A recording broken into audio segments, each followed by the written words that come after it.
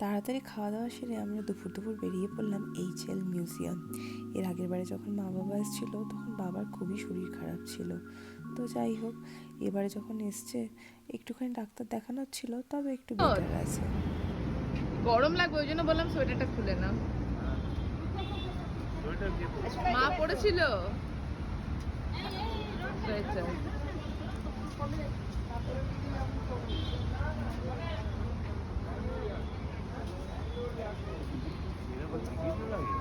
হ্যাঁ হ্যাঁ হ্যাঁ, মিনিমাম একটা তো। হ্যালের মিউজিয়ামটায় ঢুকতে একটা মিনিমাম চার্জ লাগে।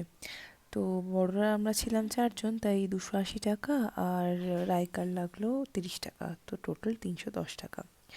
মিউজিয়ামটাতে বিলটাতে নিচে লেখা ছিল 4:30তে কাউন্টার ক্লোজ হয়ে যায়, আর 5টার সময় পুরো মিউজিয়ামটাই বন্ধ হয়ে যাবে। আমরা মোটামুটি 4:15-তে পৌঁছেছিলাম, ভাবলাম আধ ঘন্টা 40 মিনিটে মোটামুটি দেখা হয়ে যাবে আমাদের। তো যাই হোক, এখানে সিকিউরিটি যে বসে আছে সে টিকিট চেক করছে, তারপরে আমরা ভেতরে গিয়ে পুরো মিউজিয়ামটা দেখবো। এর আগেও 3-4 বার এসেছি, কিন্তু মা বাবাকে নিয়েই প্রথমবার। মিউজিয়ামের ভেতরটা খুব সুন্দর। মাঝখানে দুটো ছোট ছোট মিউজিয়ামের মতন রয়েছে, এবং চারিপাশটাতে প্লেন আর হেলিকপ্টার, পুরনো যে প্লেন হেলিকপ্টারগুলো যেগুলোর ভেতরে পার্টসগুলো একদম খারাপ হয়ে গেছে বা নষ্ট হয়ে গেছে, সেই ধরনের প্লেন বা হেলিকপ্টারগুলোকে ওরা ভালো করে পেইন্ট করে রেখে দিয়েছে। মাঝে একটা ফাউন্টেন রয়েছে, দুদিকে দুটো অ্যারো, যেটার মধ্যে লেখা রয়েছে যে এই সাইড দিয়ে গেলে কী কী দেখা যাবে আর ওই সাইডে কী কী দেখা যাবে। তো যাই হোক, আমরা যেহেতু আগে অনেকবার এসেছি, মানে 4-5 বার তো এসেছি, তো পুরো মুখস্থ হয়ে গেছে কোথায় কী রয়েছে না রয়েছে। কিন্তু হঠাৎ করে যেটা দেখলাম, আগে এই ভেতরটাতে অ্যালাউ করতো, মানে প্লেনের পাশে দাঁড়িয়ে আপনি গিয়ে ছবি টবি তুলতে পারবেন, কিন্তু এখন ওই জায়গাগুলো পুরো ব্লক করে দিয়েছে। তো এখন এই যে এই ডিস্টেন্সটাই আছে, এখান থেকেই দেখতে হবে। তো যাই হোক, হঠাৎ এগুলোকে দেখতে দেখতে বাবার ট্রেনিং পিরিয়ডে, যেহেতু আমার বাবা এয়ারফোর্সে ছিলেন, তো বাবার ট্রেনিং পিরিয়ডের প্রথম যে যেটাতে বাবার ট্রেনিং হয়েছিল সেটাকে দেখতে পায়। তো একটুখানি আবেগপ্রবণ, একটুখানি নস্টালজিক। তো যাই হোক, ফেব্রুয়ারি শুরু ছিল, কিন্তু ব্যাঙ্গালোর প্রচণ্ড গরম, মানে দিনের বেলাটা এখন যেমন বেলা প্রায় 4:30 বাজে, রোদের প্রচণ্ড তাপ, প্রচণ্ড গরম। সকালবেলাটা একটু হালকা হাওয়া চলে তাই ঠান্ডা, আবার রাতের দিকটাও আবার হাওয়া চলে বলে ঠান্ডা। भाई साहब का बैलगाड़ी में चढ़े চলো चली চলো, হাত ধরে ধরে যাবি নাকি? এগুলোতেই হোঁচট খায়। হুম হুম হুম।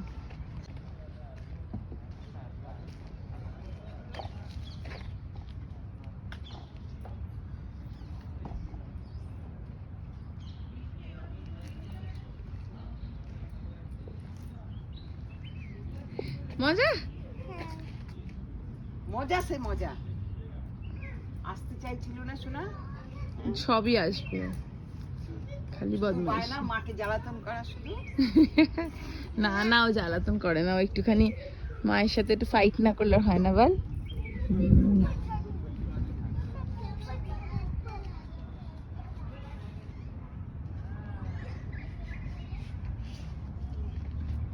হঠাৎ করে বাবা খুঁজে পেলো সেই প্লেনটা, যেটাতে কিনা বাবার প্রথম ট্রেনিং হয়েছিল। যাই হোক, বললো ঠিক আছে, যখন দেখতে পেলাম বেশি একটু ভালো লাগা ফিল হলো, একটা ফটো তোলা গেল। এই যে রাস্তার মাঝখানে কুকুরটি শুয়ে রয়েছে, একটু দেখে না এলে গায়ে পা পড়ে যেতে পারে। এই যে এই সেই প্লেন।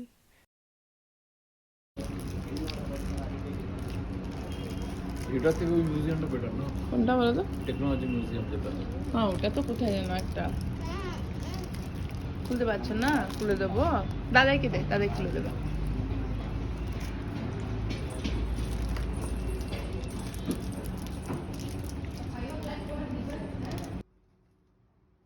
যাই হোক, কিছুক্ষণ ঘোরাফেরার পরে ক্লান্ত হয়ে একটুখানি আমরা চা স্ন্যাক্সের ব্রেক নিলাম, এবং ব্রেক নিয়ে তারপরে আবার বেরিয়ে পড়লাম বাকিটুকু ঘুরতে।